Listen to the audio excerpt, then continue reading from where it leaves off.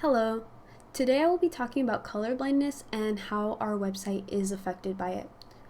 So color blindness is when a person's not able to distinguish the differences between color. Hues and saturations might make the colors look identical or very similar, where some people might not be able to tell them apart, or in some severe cases, some people are not able to see colors. And the most common form of color blindness is distinguishing between blues and purples.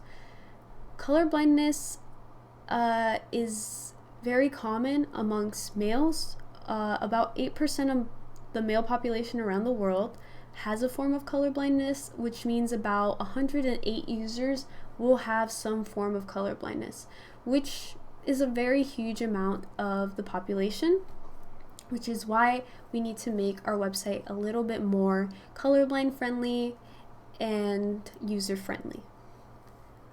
The problem with our application is that we do have a gradient scale, so even if the saturation changes between the color, some users might see it as the same color, although it is a different color. And I'll show you here, we do have these two colors, and these two colors look pretty similar, even though they do have a different color code, but they do fall very close together. So you can already see these two and these two are a huge problem in our applications. The reason why this might affect a lot of the users and how they use this website is because they might not be able to see the most important goals or reminders, because some of them are a different color or like a different or vibrant color, and that could affect how the user sees the importance of their goals or their reminders. I'm going to show you different perspectives of color blindness, like almost a colorblind goggle, so you can start seeing how colorblind somebody who's affected by color blindness will start to see our color scheme. This is the original colors, the scheme. Again, these two and these two are very similar, and as you will see, most of the time this doesn't change, that these still remain very identical. The first one we have is a red weak color blindness.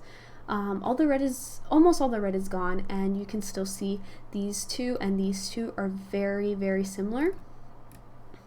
Here's a green weak color blindness, and here are very similar. Here's the most common form of color blindness, and again, these two and these two are similar. Here are more severe cases of the same color blindness, so this is the red one, and this person will not see any red. And you can see they're more yellow, brownish tone, so the oranges are gone and they're more like of a brown green, and they are still the same difficulty to tell the difference. Here is a more severe green color blindness. Again, these colors are very similar, almost like they all are very similar. These two are a little darker, but very similar.